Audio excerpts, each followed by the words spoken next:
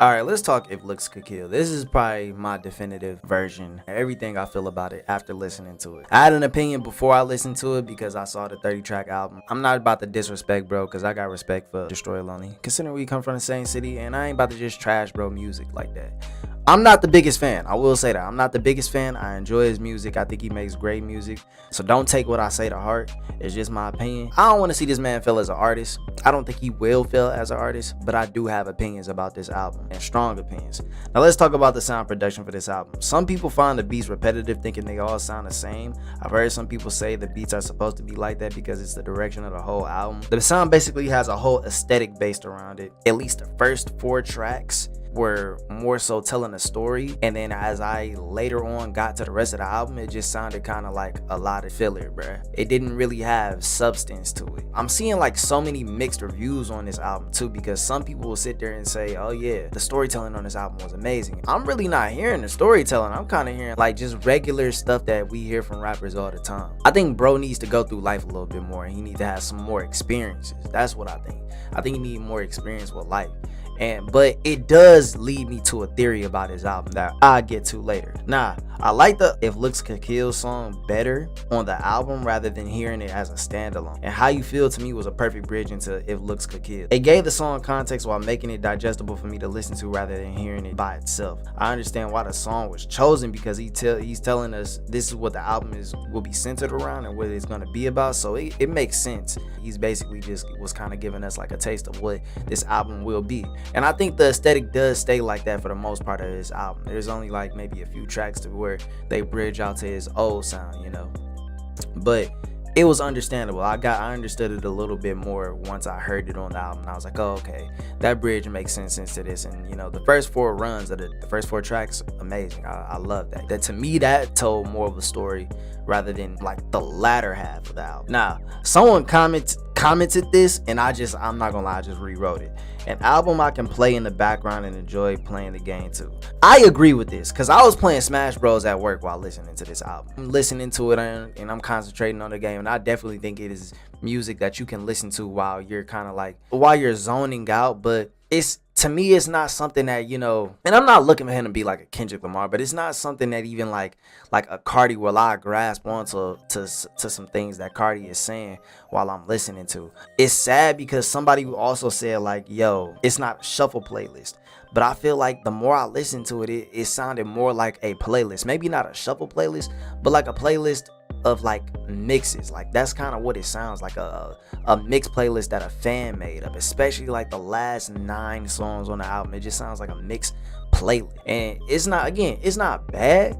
It's just it's too much, you know. It's too much song. I wish he would have condensed this to a smaller package, and I feel like he really could have did that, because there were songs on here that's just like, this is a duplicate of this and this is a duplicate of that. You don't need to sit here and have both of these songs on here. And if you did want to do that, just drop 2 albums in 1 year, you know what I'm saying? Like, go crazy like that. I feel like if he would have did that, that would have been much better. But people possibly would have probably said that, yo, this is like basically the same album. Maybe he could have just dropped If Looks Could Kill and then If Looks Could Kill Part 2. I think that would have been better rather than just dropping a whole 30-pack out. But who knows, maybe he did that to make more money, because I hear that is what rappers do to make more money. They drop 30 songs on an album and that gives them more money, I don't know, in the back end or something like that. I think this album does excel at transitioning like the vibes, because like the first 4 tracks, like that was very grungy, but then it kind of went into like a hyper pop rage type beat, and then it came back to grunge, you know. The transitions into each stage is good, and maybe that's the storyline that everybody is speaking about, like how it just the music transitions. Because I'm thinking from a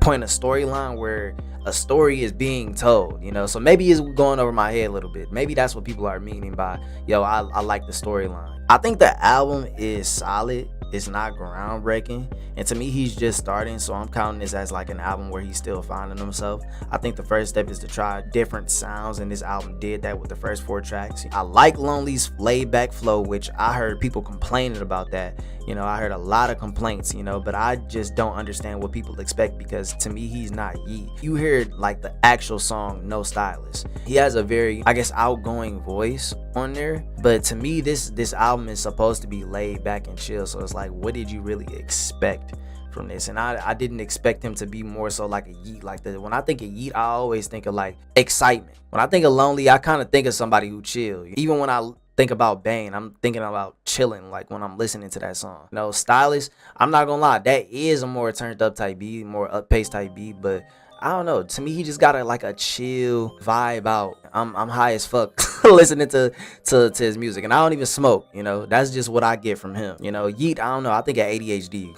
So I don't really know what people was thinking when they was talking about this album was just too laid back, you know, and they didn't like it. I don't really expect them to have high energy. I think this could be combated with more substance in his lyrics though, like as far as like people not like enjoying the flows, you know, laid backness.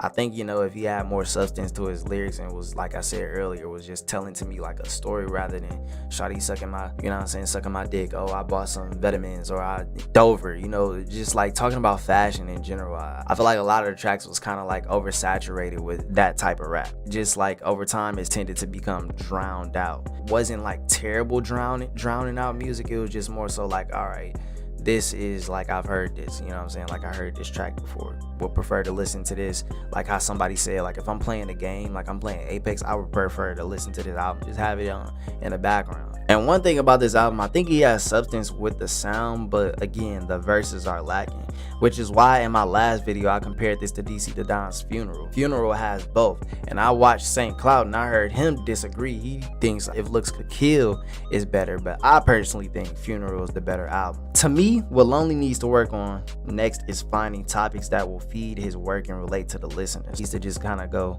live life and try some new experiences or something like that. Rap is right now is really oversaturated with the designer way, so I don't know, he just need a little bit more experience, you know. Maybe not next album, but the album after that, I think he'll have something to talk about. Like he just needs time. Even Cardi, to me, Whole Lot of Red, to me that actually told more of a story than what I'm hearing on this. And maybe things are going over my head right now, because I remember when I first listened to a Whole Lot of Red, it really didn't resonate with me at first until I started listening, and then I started watching videos that told me more of the story around the album. I'm all like, dang bro, he was really talking about some real shit, you know, about his life. And that's what made me even like the album even more, because I'm all like, dang, like he was not lying about none of the stuff that he was saying on this album. Not saying that Lonely is lying, but just Cardi was just had more substance with it as far as his lyrics. It might not have been the most lyrical, but there was substance to it. First 4 songs are the best example of good song placement, how it feels into If Looks Could Kill, Fly Shit, and Which One. You know, and I think Fly Shit really had the like best flow, and his presence was just outstanding on it. A Raver came with it, By the Pound, All Time. Those are all good beats, but I think By the Pound definitely stands out the most next to like All Time. Chris Paul gives me NBA Youngboy hyper pop type vibe, so I kind of like that more than Biggest Problem. But this is where the issue comes in right here. When we get to Superstar Nunu right now, Which Way, Wagwan and Which Way literally sound exactly the same. Like it sounds like it's like a reused version of each other. I understand that happens, I'm not gonna lie. You got a little sound, you got a little loop, and you all like, dang, this sound good, and then you use it twice, or you may take something out of one beat that you made and put it into something else. So, but it's not that both of these songs are bad, it's just more so that he has a lot of songs on here where it's just like, this is kind of the same. Moment of Silence, bro. I really think that album could have ended right here. It could have ended with Wagwan, but I really feel like Moment of Silence is where the album really could have ended. Crazy Girl, Going Up, Passenger, Promo, Worth It, Red Light, Make Some Work, Safety, Your Eyes, Money and Sex. All those songs to me really didn't need to be on this album. I feel like that was this could have been a whole nother standalone album. And Moment of Silence just felt like that literally the end of the album. And Crazy Girl, it sounded like this was about to be a whole nother album. So I'm listening to this thinking like, dog, this man put 2 albums in one. Like he pulled a Uzi. It sounds like a whole new album. That's why I was saying earlier, like I think really it would have been better off if he would have dropped this as like, I don't know, like a mixtape or something like that. Like I don't know, If Looks Could Kill archives type album. You know what I'm saying? A little side piece or something. I think that would have been better for this. Like I feel like rappers, instead of just dropping 30, if you got a few extra songs, throw them joints to the side on like some type of side throwaway album, bro. Like I don't think you need to just do a 30 track tape all the time. Going Up, I kind of like that song only because he shouted out Carson. I don't know if anybody else heard that, but he said every time I pull up on Carson, I tell him to drip me out. I thought that was dope. Passenger, I think it's a nice beat, but it's a duplicate of Going Up again. And then Promo, I kind of got mixed feelings about that track because it's annoying yet addictive to listen to. Like, the beat reels you in, it doesn't let you go, and I don't like that. Like, nigga, let me be free. Like, why you trying to hold me down? You know what I'm saying? You trying to hold me down to this beat. Breaking down my theory about this album. The more I listen to the record, I almost feel like he made this album to see what the fans like, to perfect a smaller, more potent version of this album on his next release. Similar to how Tyler the Creator drops. Tyler will literally drop a really good album, then release a better version of that album in his next release. So hopefully that's what's to come in the future, like some type of shorter yet stronger, more potent album, or potent version of If Looks Could Kill. It doesn't have to be the same name, it could be a whole nother project, but just something more potent than that. To me, less is more, and this was abundantly more than we needed. Like, we didn't need all this. Another theory I got is this is 2 albums. Now, I already told y'all that, but I feel like he didn't know which version he wanted to drop, so he just made a 26-song album. He's almost like letting the fans kind of decide which direction he should take for the next album. The first 16 tracks are the last 9. Now, it's a little bit weird with that theory because it's like, in the first 16 tracks, like, there's like a whole different type of, like, you got the rage beats, then you got the, you know what I'm saying, the hyper pop type joints, then you got the grunge dark aesthetic that he's going for. But I think it does captivate the grunge dark aesthetic for the most part. But with the last 9, I feel like those were kind of more hyper pop, a little bit more upbeat, and then he had a little bit of, you know, grunge in there too.